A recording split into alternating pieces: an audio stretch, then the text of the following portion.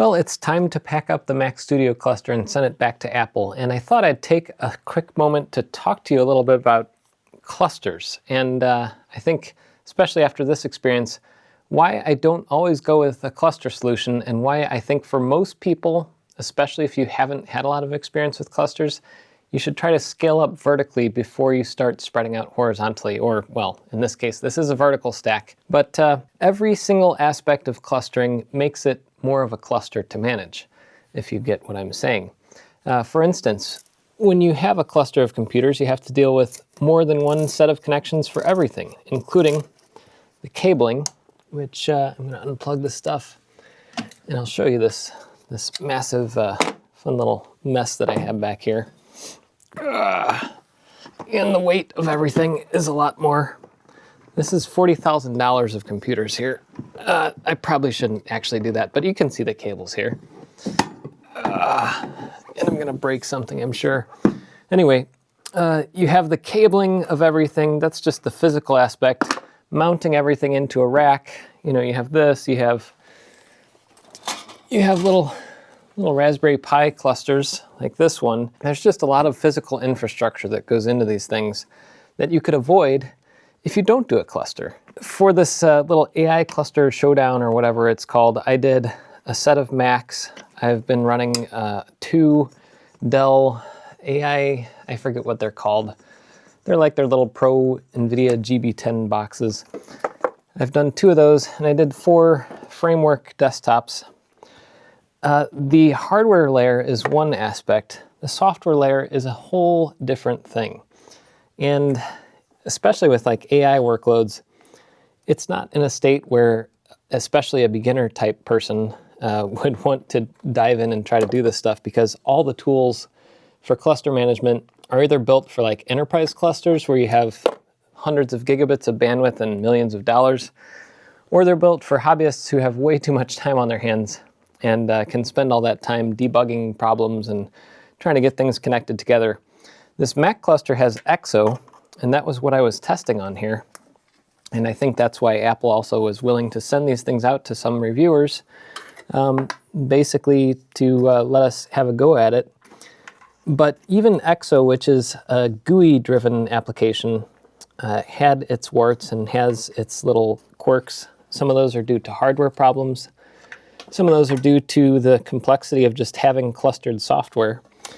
But you run into, like, instead of just dealing with single machine issues and cooling and powering them and all that, you have to deal with that across more than one machine, which is highly annoying sometimes. And if you misconfigure something, usually you're misconfiguring it 4 times instead of 1 time, or if you have a larger cluster, even more times. So, I don't know, I guess I really wanted to talk about it a little bit, because I do a lot of clustering on this channel, but I generally don't recommend people do clustering unless you're trying to learn, or if you're going to actually use that skill for your work. If you're not doing that, sometimes it can just lead to frustration. And especially in like the home lab community, if you start doing something for fun and it becomes frustrating, well, then it's not fun anymore. That's also the reason why I have not this year made a video, which I talked about doing last year, on clustered AI solutions and comparing these things, because each one has its own quirks, and each one has taken weeks to work through a lot of those quirks. All that coupled with the fact that like anything with the word AI in it is going to draw out such varied responses, from people who are like AI bros, kind of like the crypto bros, to people who are anti-AI and can't see any value in it, which I think I'm somewhere in between, but more on the side of AI is way overhyped right now. And even, you know, Dell, after they released those little mini PCs, they actually supposedly are going back a little bit on the whole AI naming convention, because they've realized that that's just silly. Like, it's a computer, it's not an AI computer. Just because it has a feature or two that might be useful for running LLMs, that doesn't make an AI machine.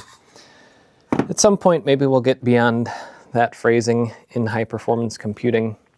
But right now, money numbers must still go up, so we're still seeing a lot of this AI junk.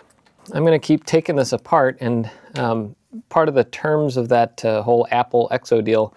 You know, I don't ever sign up for something on this channel where I am restricted from saying anything, and they did not restrict me from saying anything. I do work with embargoes every now and then, like sometimes Raspberry Pi will send over a box and say, you know, please don't post anything until after such and such a date. That was basically how this was. Also, for a little bit of like inside YouTube baseball here, I actually have all of the sponsorship policies, review policies, guidelines, and things on my GitHub.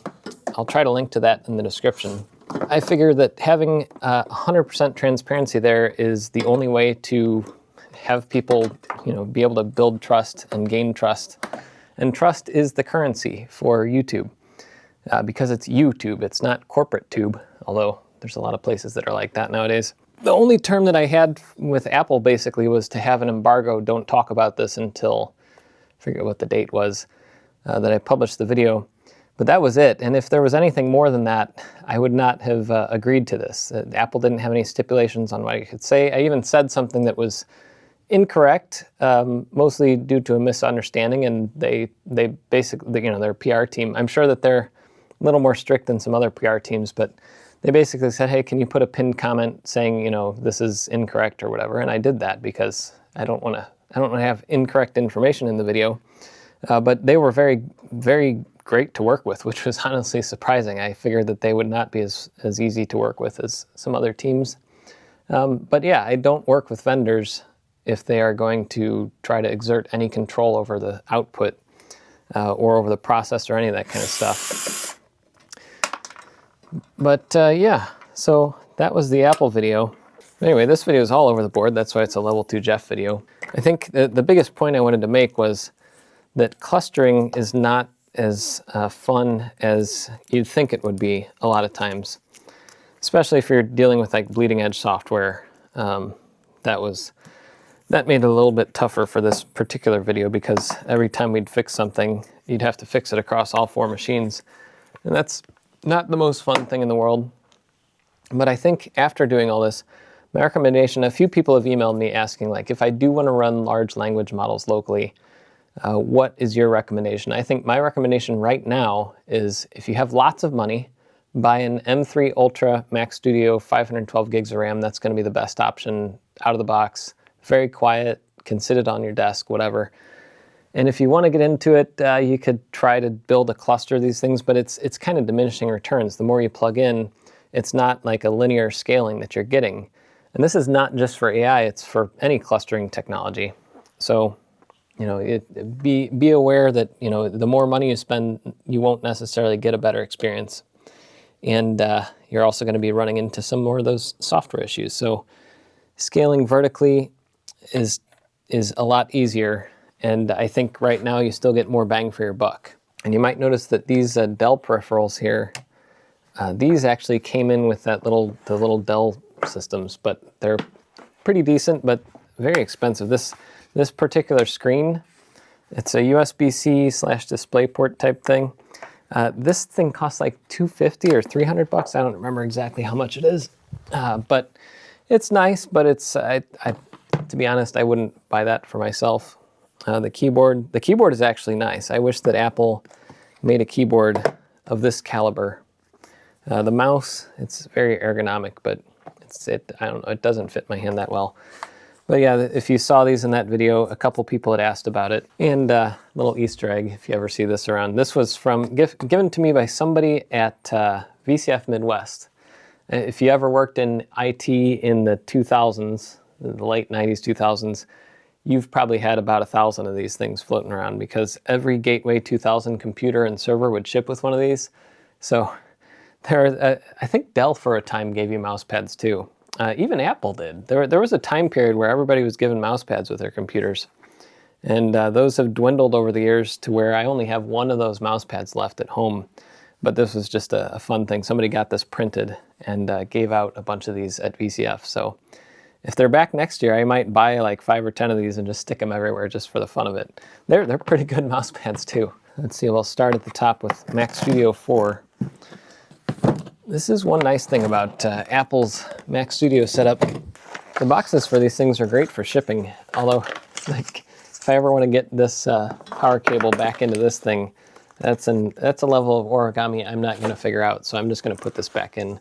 I'm sorry to whoever receives this at Apple if they make you put it back into that origami shape, but I don't have the patience to try to figure that out. I kind of like these cables for desktops, but in terms of servers, these cables have this fabric coating on them, and all it does is it makes your hands feel funny after a while if you're doing a bunch of these, and it catches dust. So I guess if you're deploying these things at scale, maybe don't use these cables. I said something incorrect in that video too that I don't remember if I put this in a pinned comment or not. But these cables are standard. I forget what the standard is called, but some people call them the Mickey Mouse plugs. I was thinking they were non-standard because Apple has done that kind of silly thing in the past.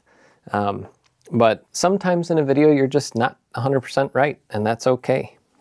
That's how life is, you know?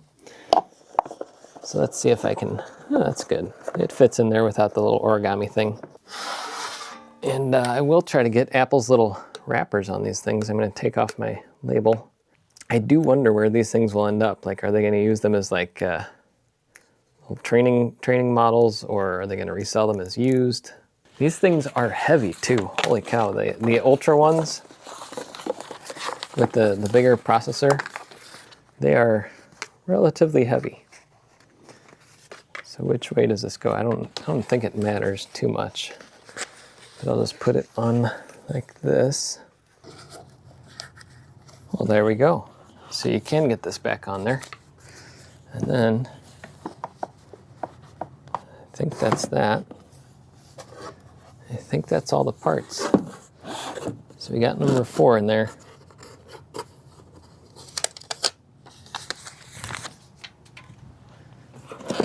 Let's work on another one. I'll do 3 next.